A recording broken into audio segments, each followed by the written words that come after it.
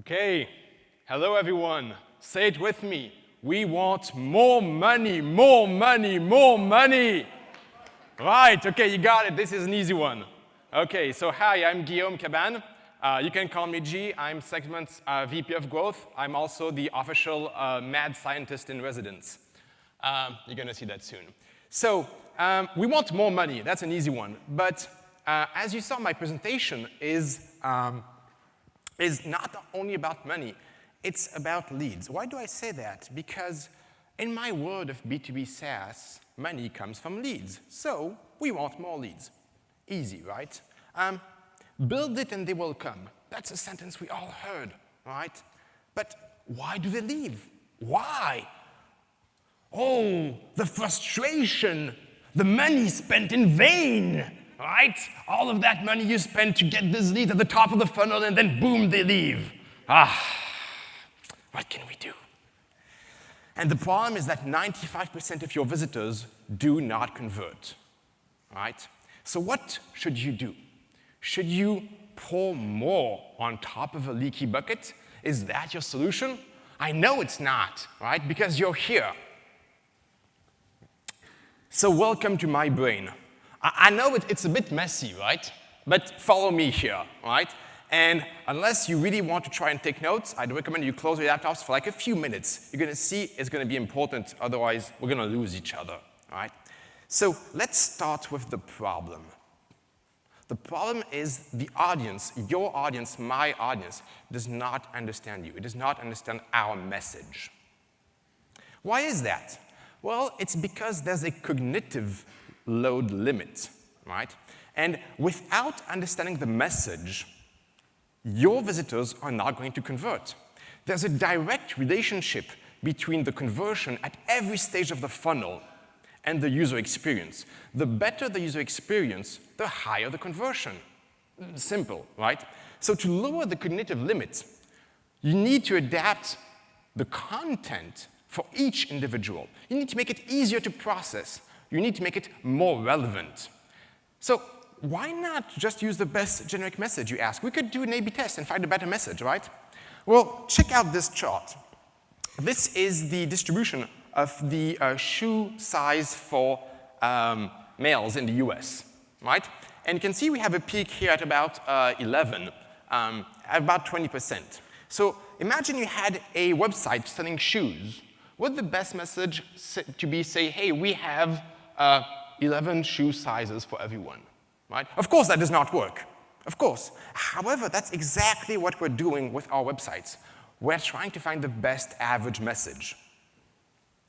So if you remember Joanna's talk yesterday, she said she didn't try to optimize the copy for everyone, only for the right audience. I totally approve of that. But I want to take it further. This is our message, right? Stream data to every product integration your team needs. And it's great if you're a product person, right? And that's about like 17% of our audience, right? You could change that and say, hey, we have marketers, so let's say stream data to every marketing integration your team needs, right? But you can't really like mash up both into one, right? It doesn't make sense, right? Which means that you're left with the choice of either like settling for an average generic message that speaks to everyone, but entices no one, or a message that hits the biggest population that you have. In our case, it could be engineers, right? But ignores all the others. So what are you going to do? It's not a great thing to have, right? So I thought we need to know more about each individual. We need to be able to create more relevant messages. We need more data. It's simple. More data, more leads, more money. And we want more money, remember? So let's start with a very simple example of using data to improve your onboarding email flows, real time. And why is real time important?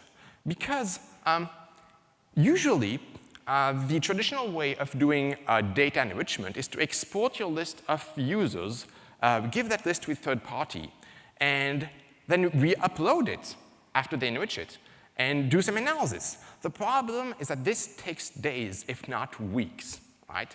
So how are you going to impact the user experience? The user is long gone. Here, I'm saying that you should be using an API. No surprise, right? But how do you apply that to your marketing channel? Here's an example of us, Segment, using an enrichment API in our sign-up process. We call it the Frictionless Signup. Check it out. So here we have our homepage. The user enters their email on the homepage, and the sign-up process is split. As you can see, it pre-fills the form fields, so there's less friction, hence the name Frictionless Signup, which is great. It increases conversion rate. But not only do we do that, we also capture all of the data that's here. Right? And then we can, of course, use that to create personalized onboarding flows, having an email for marketers, an email for CEOs, an email for engineers, or split by industry. Right? And this is pretty common. I'm not giving you a lot of news here, but it's a good example of using data enrichment for personalization. So if we take the problem further, if this remote works, there you go. There's more than just using the raw data, right? You can build scoring models on top of that. So here is our model. It's provided by a company called MadKudu. It's based on the firmographic. Firmographic just means company data. That is, of course, provided by our enrichment partner, Clearbit. It's an ensemble model composed of regression and decision trees. It starts at the employee count that you can see here, and then goes to the metrics, how much they raised, their Google rank, their technology, and so on and so on and so on. In return, we know if the user is a good fit or not for Segment. Do they fit the best buyers that we have, right? How good is the model? Well, check it out. We are able to predict more than 80% of our revenue within 16% of our leads. That's a very significant reduction in noise. It's pretty impressive, to be honest. So, OK, we've used the email as the key, right? It's easy-ish, to be honest. So you enrich your customers based on that. There's a lot of API providers. It works well. There's a good coverage. It's not really time sensitive. If you take like 10 minutes or 20 minutes to do it, it's fine. There's a lot of use cases, and you can build some lead scoring models. The problem here that we have is that this is limited to post-engagement stages. You basically need to have an email address. And the problem is, though it's a very significant impact, there's only 5% of the people that give you their email address. Like 95% of the people don't, right? So that's the thing. How can you tap into like the vault of like the raw data and like, how can you go up funnel, right? How can you apply the same logic to 10 times more users, or in this case, 20 times, actually? So what if we could do the same thing that we have successfully done mid-funnel? What if we could apply it to a homepage, like an email, right, and make it as personalized? If we want to do that, we need a new key. We need a key to our users' data. We need a key that gives us a lot of data that we can still use our lead scoring model with, and that is super fast. I'm going to guide you through that journey, and it's the journey of how we went up funnel. So, OK, how did we solve the problem? We used the IP to domain API from Clearbit to discover who's coming to our website, which companies are coming to our website. We applied our lead scoring model to it, and we did something with that information. Let's see. Simple. You get the IP address. Returns a domain. Here's an example. I have a visit from someone at Salesforce. We don't know who the person is, but to get the company details, there's actually 120 different traits. Here I'm just showing a few. Anything from, like, of course, the revenue, the employee count, the technologies that are running on the website, yada, yada. And it's fine that it only returns the company data, because Segment, we're a B2B company. We sell to businesses. So that's sufficient for us. Of course, you're going to ask, well, what's the coverage? Well, the coverage is interesting. In our case, the average is about 20%. But you know how I hate averages, right? And it's actually a progressive coverage that's linked to the company size. At the smaller companies, it only finds about 10%. But as the company gets bigger and bigger, there's more certainty, there's more coverage, and we get about 50%. And that's good, because as we sell to businesses, we are more interested in larger companies. In other words, we're discovering better or more valuable visitors. So the first thing you get is learnings, right? You learn which companies are coming to our site or to your site, and you can analyze that data. Here we have the distribution of by industry, right? And no surprise, internet and software is like the #1 traffic to Segment's website, right? Very useful still, right? Because that's as a traffic level. Of course, once you have that, you can build funnels. You can build funnels still by industry. And you can say, hey, the people from internet and software are actually converting at 4% when the visitors from a company that's in the education market convert only at 2.5%, right? There's no other way you can get that data. I'm not talking mid-funnel, we're talking of top-level funnel on your site, and you can split that everywhere in all of your BI tools. Now let's talk about applying that. Well, you can use that data with your lead scoring model, right? And check it out here. Here's an extract of companies visiting us and the score attached to them, right? So here you can see that retention science or MIM no monsters or simple actually came to us, right? And we know how many times they came to our site. So now we have intent, right? So I think you're ready now. I think you're ready to talk about the very serious stuff. Let's go into using that data. First, let's use it manually. Here, once I have the score, I can actually use that in my marketing campaigns. This is the percentage of qualified traffic, the people who are on my top model, per source, right? And I can see that, of course, direct has a higher quality, makes sense. AdWords has a much higher quality than Twitter or Facebook, right? And I don't need to wait for the conversion to happen. Why is that important? Because in my world of B2B sales, conversions takes weeks, if not months. So being able to apply and get the learning in minutes enables me to change things. I need to go back, sure, I need to go back in my ad platform and apply the changes, but it's insanely useful. But it's still manual, and I'm a growth hacker, so I hate manual stuff. So let's make it automatic. Let's start again at the bottom of the funnel with asynchronous enrichment. Because we have minutes to process the data, it's quite easy, right? Then, if we can go a bit faster, we can take it up a notch and power live chat. And if we can go really fast, we can go to the website. Let's start at the bottom level with emails. So what have we done? We have actually built a tool internally where we detect not only which companies are coming to our site, where we score them, but then we go back to our provider of data and we ask for specific people and roles within those companies.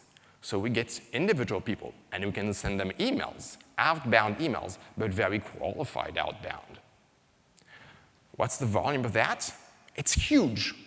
We find 1,500 new companies per week, 300 of which match our top score.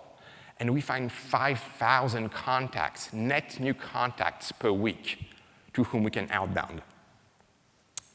Look at the people. You can see here. Of course, I've hidden a bit of the emails, but like, I get all the data I want on those people. I can merge that in my email. This is the kind of email we send. As you can see, we merge not only, of course, their name, their company name, the technologies they use, we also merge the companies that we have as customers that match their industry. We have a 65% open rate on outbound emails. Pretty good. But who cares about open rates? What I want is responses. I want those people to talk with my sales reps. Well, this is a response. It's interesting here. Notice how the person we emailed here, Henry, indeed transferred our email to someone called Joey, And Joy transferred it to someone called Andrew. And Andrew said, hey, let's have a talk. So we definitely we discovered intent, and we definitely created motion in there. So the email is good, right? But honestly, I mean, it is a key driver of sales at Segment now. But it's still a lot of friction compared to actually engaging with the visitors directly on our website. So let's go faster. Let's power the live chat. And you don't want to have live chat for everyone. You want to have it only for the top score visitors, right? Because your salespeople are expensive. You don't want them to spend all day long chatting with like non-valuable customers. So instead of sending emails, if the score is high, we display live chat with Drift. This is what it looks like. We power at the bottom. Notice something here. We inject the company name dynamically in the chat box. And we say our scoring model shows company name would be a good fit to talk to our sales team, which is true. We know that to be true. You think, hey, this is a bit creepy. Is it really valuable? It is. So let's look at a few conversations here. We have advice for RoboRace. Our scoring model shows RoboRace would be a good fit, blah, blah, blah. Curious, how do you know I'm from RoboRace? It's a conversation opener, right? I'm breaking the ice. We have advice for Claris Commerce. Should we talk? And the person says, sure, email me too, here's my email. Or, awesome, I want to talk. Hey, let's have a call, right? What's the performance of doing that? 5x. We have 5 times the engagement rate when we inject live data in the chat than if we didn't. It makes it way more relevant. Targeted chat has become the number 4 source of opportunities for Segment in 1 month. It's a lot of money. We like money. So yeah, that is huge, but it's still, the drill right now. It's a lot of friction. We want more visitors. We want to go up funnel. So let's go to the top. It's going to be tough. And yes, personalizing the homepage like an email or like a live chat is a crazy idea. But you're lucky. You have someone crazy right here. So why do we want to do this? Well, it's easy.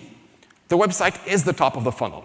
It's the definition of the top of funnel. It welcomes 100% of your visitors, right?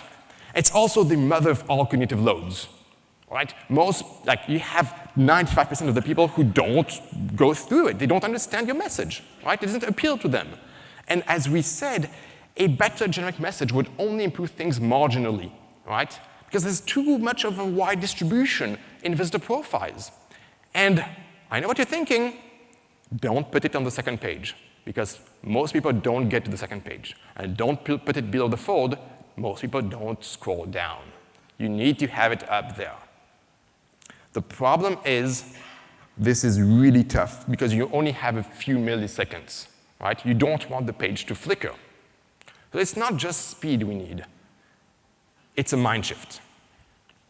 So this might be a bit technical, but if you know how the internet works, what we need to do is instead of running all of those changes in the browser client, we need to start the enrichment of the HTTP request, right? So that we can run in parallel the enrichment, the scoring, and once that is done, we can post the resultant data to our partner in charge of the web channel, Intellimise, before their script is requested by the browser. Yeah. So let's see some examples. Here's a web page visited by someone from Atlassian, right? You can see the Atlassian name up there. Here's another person from Atlassian. Collect all of Atlassian's data and send it anywhere. That's good. OK. Something changed below. Oh, someone else from Atlassian. Changed a lot. Someone else from Atlassian. Another person. Wow, a lot of traffic from Atlassian. It's good. They're also customers. So let's see them side by side a bit.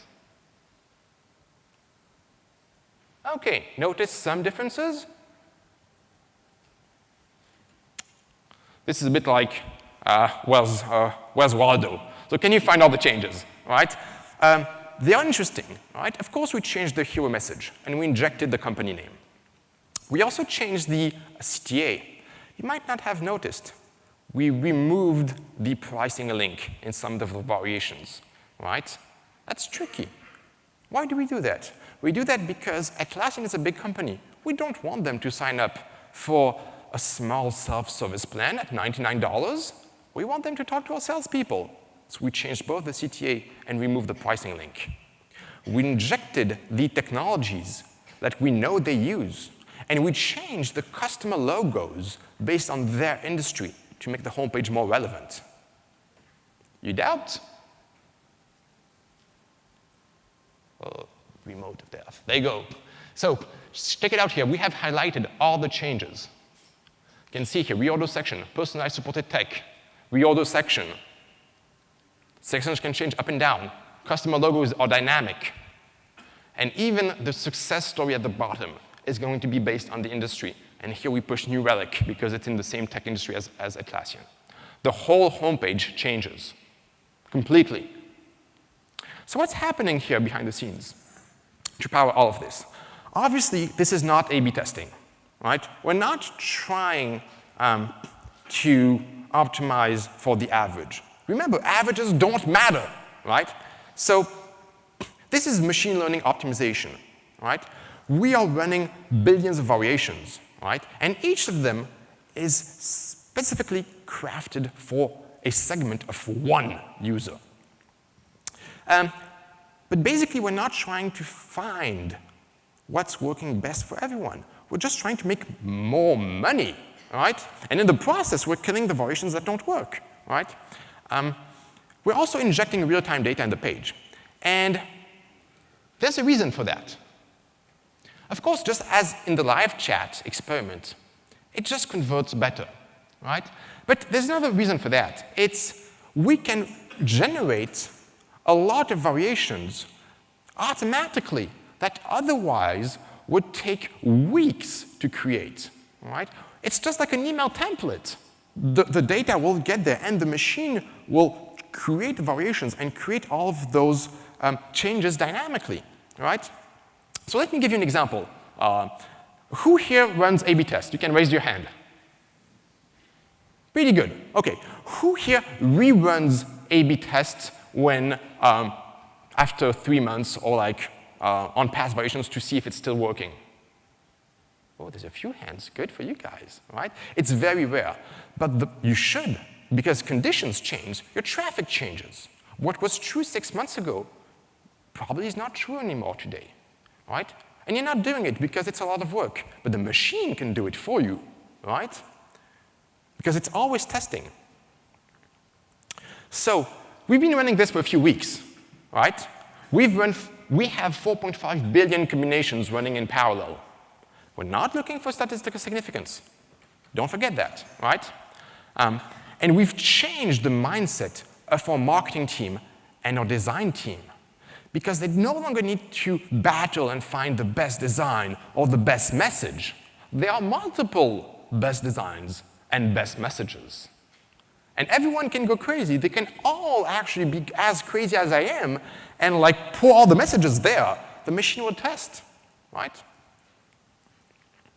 So now you can use your laptop, and we're going to do something crazy. We're going to do a demo. And because I'm a growth hacker, I'm not going to do the demo myself, right? I don't like working, so of course not. But I'm going to do a distributed demo. You're going to do the demo for me.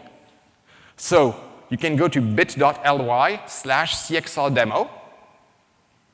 It's going to load segments page personalized for Salesforce. And because we don't all work for Hyatt, and this is Hyatt's IP, we actually enabled you to enter at the top here your company's domain, create personalize. This is going to create a personalized variation. And once that is done, you can click on highlight if you want to see the changes. Right? If nothing appears, it's normal. It means that you're in the control group. If something appears, check out with your neighbor. See what they see. How is it different? Yes, the internet is slow. I know that. Yes. You can also try it at your office. If you do that, I'll also collect all of your data. OK, good. So a few closing thoughts to calm things down or not. You got to accept the fact that you do not know your customer. But that's OK, because the AI will handle it from here on, right? It's going to do it for you. You do not need to try. Don't try, you will fail. So, my dear human friends, how will you react when you no longer can tell if the message, whether an email, a chat, or web page, has been crafted by another human or by an AI? You think that's science fiction? We already experience predictive analytics, right? This is a GPS. We all know what a GPS is. A GPS takes your location data, matches it up with information, the map, and it tells you where to go, right? And it's telling you, it's predicting that you should take right. It's the best option for you, right?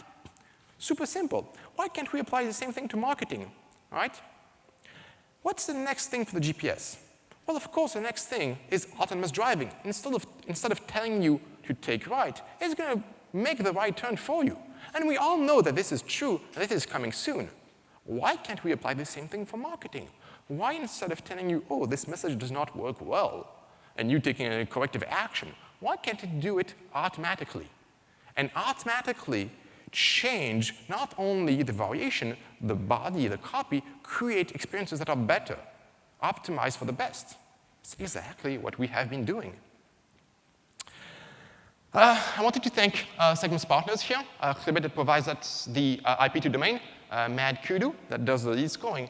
And I wanted to do a special shout out to Guillaume, the co-founder of Untitled. And Guy, if you could stand up, give him one round of applause. Please stand up. There you go. Thank you, Guy.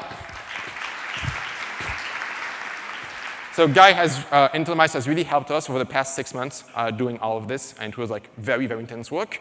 And I wouldn't do being a good job if I was not giving you an opportunity to sign up for Segment. And you can enter G-ConversionXL, and my computer overloads will give you a discount. Thank you, everyone.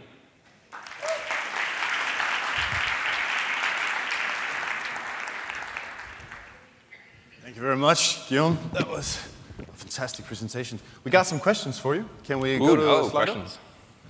All right. For B2C, how do you go about identifying data elements that would be worth using in personalization? Yes, there are other sources that are not as good. I can give you one example, however, of a retailer that I have helped recently, which I'm not going to name. They were selling some furniture, and they told me, Guillaume, all of this is great, but we can't apply it in B2C. And I said, well, what's the key that you have? Remember, we need to have a key to the data. Is it the email? B2C? Nah, not great. Is it the IP? Nah, not great. It's the delivery address. So I told them, you can actually use Mechanical Turk, pop up the delivery address of the satellite image of the place, and ask the Turker to describe if there's a pool or if there's no pool. And they did that. They captured the data, and they put it in their email tool to actually create segments of pools, people with pools and people with no pools, and change the furniture. Huge uplift. So the data is there. You just need to be super creative on how you find it. Did you measure the difference in user engagement when there was or wasn't Flickr to the personalized homepages? That's a really interesting question. Momoko, it's a great question. We didn't have Flickr. Well, we actually didn't push it live while we had Flickr, to be honest. Yeah, so we didn't push it live because then probably my boss wouldn't be happy. But if you want to try with your website, you're welcome to do so. How the dickens did you manage to get absolute control for personalization over something as political as the homepage? Yes, I hide it. So I excluded a segment's IP from seeing most of the variations. And the exec team said, Guillaume, like, you're doing, so they know I'm doing something. I said, well, so like, what's it gonna look like? I don't know. So like, how crazy is it gonna be? I don't know. Are there gonna be some broken ads, some variations that don't work? Yep. But overall, it's gonna work better, right? So like, trust me here, guys, give me a few weeks, right? But most of the time, I try to hide the craziest things internally. Otherwise, I'm going to have a designer, an engineer, someone say, oh, it's broken. Sure, it's broken. Of course it's broken. Sometimes it breaks down. Yes. But most of the time, it's just hiding it. And then the last question, isn't this all a bit creepy? Yes! But we've accepted creepiness. If you think back 5 years from now, back in time, we didn't post the same things on social networks or on Facebook. We were very much more restrictive. And like, as we're moving forward, we're accepting more and more the creepiness. Just one thing on that. I think I'm giving value. Right? I'm providing a better experience. So, and I'm not pushing PII on the page. I'm not putting the first name or the last name or whatever. I'm putting the company data. So I think there's a fine limit. Because we're segmented, we can go a bit further. But the answer is yes, I think it's good. I like creepiness. Awesome. Thank you so much for coming, Guillaume. It was a pleasure.